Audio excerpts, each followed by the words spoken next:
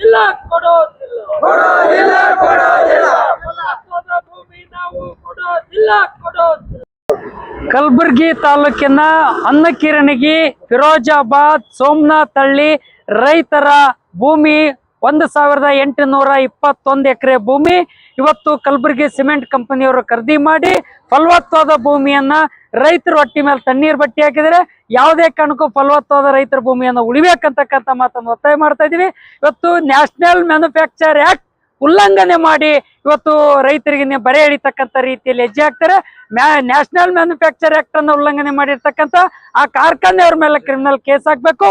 ಈಗಾಗಲೇ ಆ 3 ಹಳ್ಳಿಯ ರೈತರ ಹೊಲದಲ್ಲಿ ಜೋಳ, ಕಡ್ಲಿ, ಕುಸುಬಿ ಅನ್ನ ಬಿತ್ತನೆ ಮಾಡಿರ್ತಕ್ಕಂಥ ಜಾಗದಲ್ಲಿ ತಂದು ಟಿಪ್ಪರ್ ಅನ್ನು ಹೊಡೆಯಿಸಿ ಆ ರೈತರ ಬೆಳೆಗಳನ್ನ ಸತ್ಯನಾಶ ಮಾಡಿ ಅವ್ರ ಬದುಕು ಬೀದಿ ಪಾಲ್ ಮಾಡಕ್ ಕೊಟ್ಟಿರ್ತಕ್ಕಂಥ ನೀತಿಯನ್ನ ಖಂಡಿಸ್ತಾ ಇದೀವಿ. ಆ 3 ಹಳ್ಳಿಯ ರೈತರ ನೆರವಿಗೆ ಕಿರಣಗಿ, ಫಿರೋಜಾಬಾದ್, ಸೋಮನಾಥಹಳ್ಳಿ ರೈತರ ನೆರವಿಗೆ ಸರ್ಕಾರ ಮತ್ತು ಜಿಲ್ಲಾಡಳಿತ ಅವ್ರಿಗೆ ರಕ್ಷಣೆ ಕೊಡಬೇಕು. ಅವ್ರ ಫಲವತ್ತಾದ ಭೂಮಿ ಅವ್ರ ಭೂಮಿ ಅವ್ರಿಗೆ ಉಳಿಬೇಕು.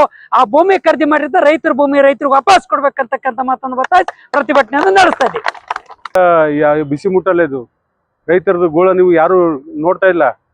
ಇವತ್ತಿಂದ ನಮ್ಮ ಗಿರಣಿಗೆ ಬರ್ಲಿ ಅವ್ರಿ. ಯಾವಾಗ್ಲೂ ಬಂಗಾರ ಕೊಟ್ಟ ಕಿರಣಿಗೆ ಇವತ್ತಿಂದನ ನಮ್ಮಲ್ಲಿ ಕುಡಿಯಕ್ ನೀರಿಲ್ಲ. ಏನ್ ಡಿ ಸಿ ಅವ್ರು ಏನು ಹೇಳ್ತಾ ಇದ್ದಾರೆ ನಮ್ಗೆ ನೋಡ್ರಿ, ನಮ್ಮೂರು ನೋಡ್ಕೊಂಬರ್ರಿ ಸರ್. ಎಲ್ಲ ಪ್ರತಿಯೊಂದು ರಾಜ್ಯದಲ್ಲಿ ಮೂಲೆ ಇದ್ದಿದ್ದ ನಮ್ಮ ಕಿರಣಿಗೆ ನೋಡ್ಕೊಂಬರ್ರಿ. ನಮ್ಮ ಕಿರಣಿಗೆದಲ್ಲಿ ಏನಿದೆ ಗೋಳು. ಇವತ್ತು ನಾವು ಕೊಟ್ಟಿರ್ತಕ್ಕಂಥ ಭೂಮಿ ಇವತ್ತು ನಮಗೆ ಕಣ್ಣೀರು ಬರ್ತದ. ಆ ಭೂಮಿಯಲ್ಲಿ ಹೋದ್ರೆ ಆ ವ್ಯಾಲ್ಯೂ ಇಲ್ಲ. ಯಾಕೆ ಈ ತರ ಸರ್ಕಾರ ಯಾವುದೇ ಇರಲಿ, ಆದ್ರೆ ರೈತರನ್ನ ನೀವು ಏನು ಮೋಸ ಮಾಡಿದಿರಿ, ಮುಂದೆ ಬರ್ತಕ್ಕಂಥ ದಿನಗಳಲ್ಲಿ ದೊಡ್ಡ ಹೋರಾಟ ಆಗ್ತದೆ ಮುಂದೆ ನೋಡಿ. ಯಾಕಂದ್ರೆ ಈ ಬೆಳಗಾವಿ ಈ ಕಾರ್ಯಕ್ರಮ ಅಲ್ಲಿ ಇರ್ತಲ್ಲ, ಆವಾಗೇ ನೋಡಿ ನಾವು ನಮ್ಮ ರೈತರದ್ದು ಏನು ಕಷ್ಟ ಇದೆ ಅಂತ ಅವಾಗ ನಾನು ಬರ್ತೀವಿ. ಬಂದು ಅಲ್ಲಿ ಕೂಡ ನೀವು ಚಳವಳಿ ಮಾಡ್ತೇವೆ ನಾವು. ಯಾಕಂದ್ರೆ ಈ ರೀತಿ ನೀವು ಮೋಸ ಮಾಡಿ ಜನರನ್ನ ಎಷ್ಟು ದಿನ ನೀವು ಇದು ಮಾಡ್ತೀರಿ. ನಮ್ಮ ಭೂಮಿನ ನಮಗೆ ಬೇಕು. ಇಲ್ಲ ಅಂದ್ರೆ ನಾವು ದಿಲ್ಲಿವರೆಗೂ ಕೂಡ ನಾವು ಬರ್ಲಿಕ್ಕೆ ರೆಡಿ ಇದ್ದೀವಿ. ಯಾಕಂದ್ರೆ ಈ ರೀತಿ ನಮಗೆ ನನ್ನ ನೋವು ನಂಗೆ ಆಗ್ತಾ ಇಲ್ಲ. ಈಗ ಅಷ್ಟು ಕಷ್ಟ ಇದೆ. ಇವತ್ತೆಲ್ಲ ದುಡ್ಡು ಹಾಳು ಮಾಡಿಕೊಂಡು ಮಕ್ಕಳಿಗೆ ಶಿಕ್ಷಣ ಇಲ್ಲ ನಾನು ಬಡ್ದಾಡ್ತಾ ಇದ್ದೀನಿ. ನಾನೇ ಮತ್ತೆ ಬೇರೆಯವ್ರದ್ದು ಯಾರ್ತಿದ್ದು ನಾನು ಮಾತಾಡ್ತಾ ಇಲ್ಲ. ಆ ವ್ಯಾಲ್ಯೂ ಶಿಕ್ಷಣದ ಇದು ನೋಡಿದ್ರೆ ದುಬಾರಿ ಶಿಕ್ಷಣ.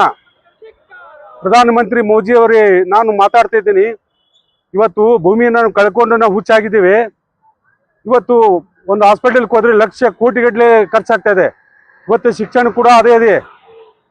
ಇದನ್ನ ನೀವು ಯಾಕೆ ಬದಲಿ ಮಾಡ್ತಾ ಇಲ್ಲ? ನಾನು ಕೇಳೋದು ಒಂದೇ, ನಮ್ಮ ಭೂಮಿ ನಮ್ಗೆ ಕೊಡಿ. ಯಾಕಂದ್ರೆ ನಿಮ್ಗೆ ಮನಮೋಹನ್ ಸಿಂಗ್ ಅವರು ಇದ್ದಾಗ ಆ ರೀತಿ ಒಂದು ಲ್ಯಾಂಡ್ ಅನ್ನ ನೀವು ವಾಪಸ್ ಕೊಟ್ಟಿದ್ರಿ. ಪ್ರಧಾನಮಂತ್ರಿ ಅವರು ಮನಮೋಹನ್ ಸಿಂಗ್ ಅವರು ಕೊಟ್ಟಿದ್ರು. ಅದೇ ಭೂಮಿನ ನಮ್ಗೆ ಕೊಡಿ ವಾಪಸ್ಸೆ. ಯಾಕಂದ್ರೆ ನಾವು ಇಲ್ಲಿವರೆಗೆ ಇನ್ನು ಕೊಡೋಲ್ಲ ಅಂತಂದ್ರೆ ಅಲ್ಲಿವರೆಗೆ ನಾವು ಬರ್ತಾನೆ ಇರ್ತೀವಿ. ನಾವು ದಿಲ್ಲಿವರೆಗೆ ಬಂದೇ ಬಿಡ್ತೀವಿ. ನಾವು ಇಲ್ಲಿಂದ ದಿಲ್ಲಿವರೆಗೆ ಬರಬೇಕು ನಾವು. ಯಾಕಂದ್ರೆ ನಮ್ಮ ಭೂಮಿ ನಮ್ಗೆ ಬೇಕು. ಇಲ್ಲಾಂದ್ರೆ ನಮ್ಮ ಜೀವನ ಇಲ್ಲ. ಭೂಮಿ ಮ್ಯಾಗೆ ನಾವು ಜೀವನ ಮಾಡೋದು. ಮತ್ತೇನೋ ನಮ್ಗೇನು ಗೊತ್ತಿಲ್ಲ ಸರ್. ಹಾಗಾಗಿ